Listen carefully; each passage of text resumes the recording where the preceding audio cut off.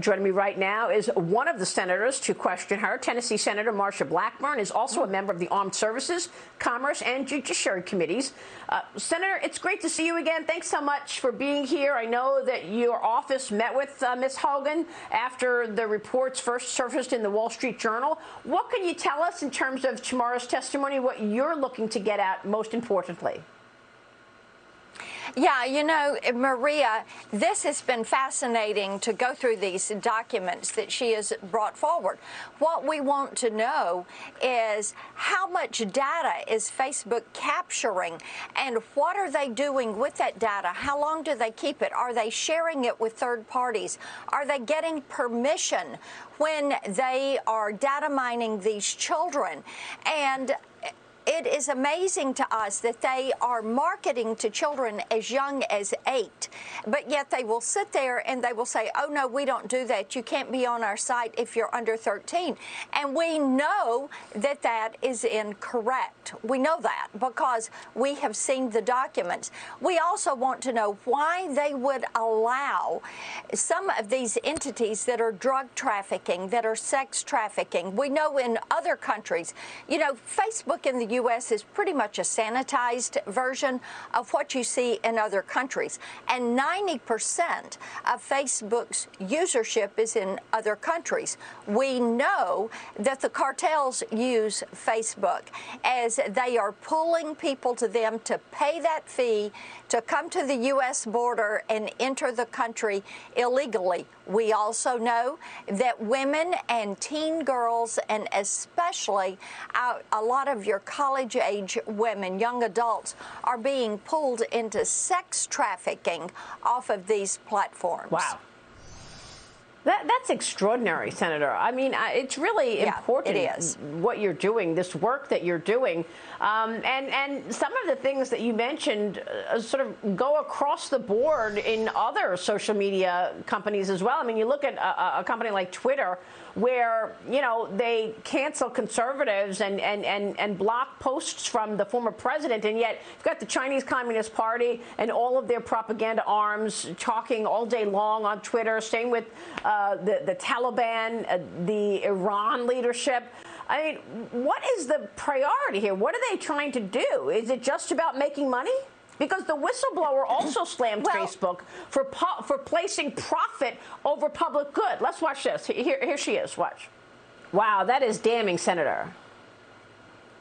Yes, it is. And Maria, what they have done is to data mine and then try to say, well, we can continue to pull young people onto our site if we do this, and this.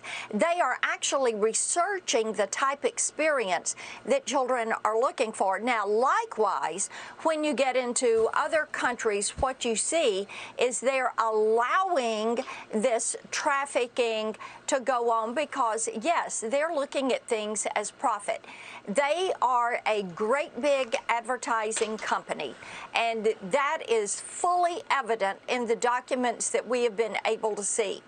What they will do is to get as many eyeballs as they can and as many repeat users with as many hours as they can, and then they use that data to market back to the consumer or to the company to market to the consumer. So when you're on Facebook, you are the product because they own your data and they are building a virtual you.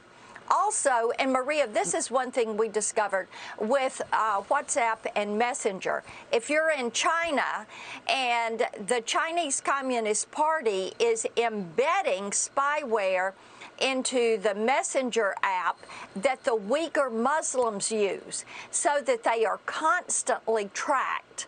They know every movement these Uyghur Muslims are making because, of course, what do they want to do? They want to continue their genocide and eliminate the Uyghur Muslims.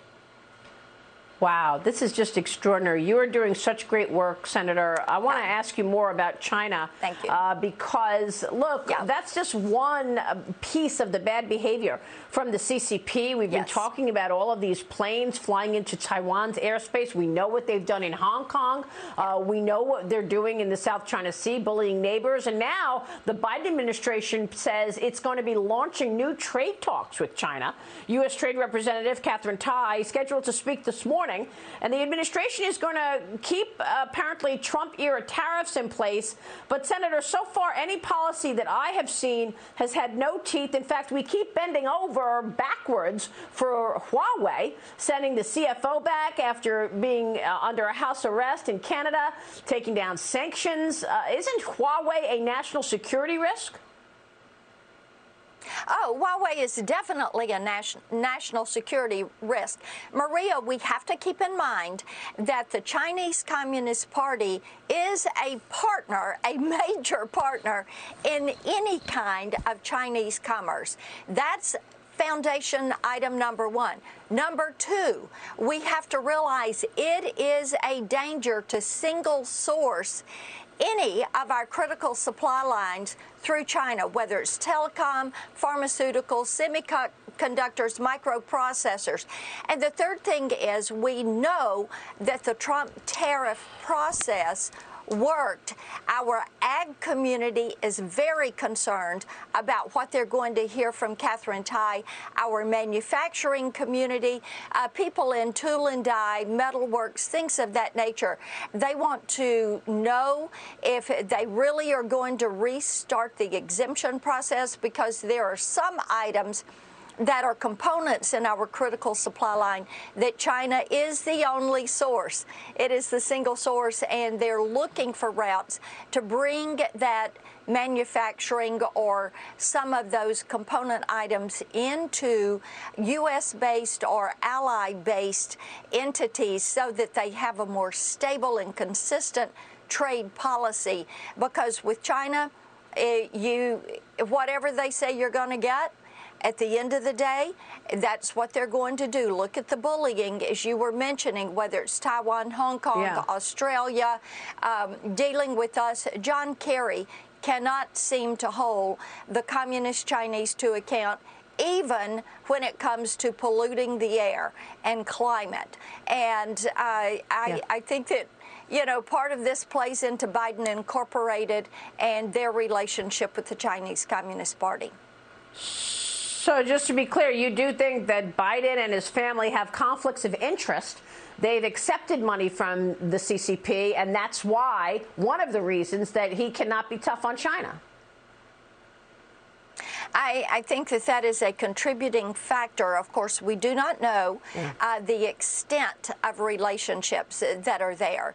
We have learned that through Hunter Biden, there are some relationships with China. How much that weighs in to the policy, I do not know. I don't think anybody knows, Maria, but I do think it raises questions as to why they have been kowtowing to the Communist Chinese, whether it's dealing with Afghanistan, whether it is on trade, and why we have not stuck with an America First policy which benefits us, benefits our taxpayers, benefits our businesses when we exercise America First policies.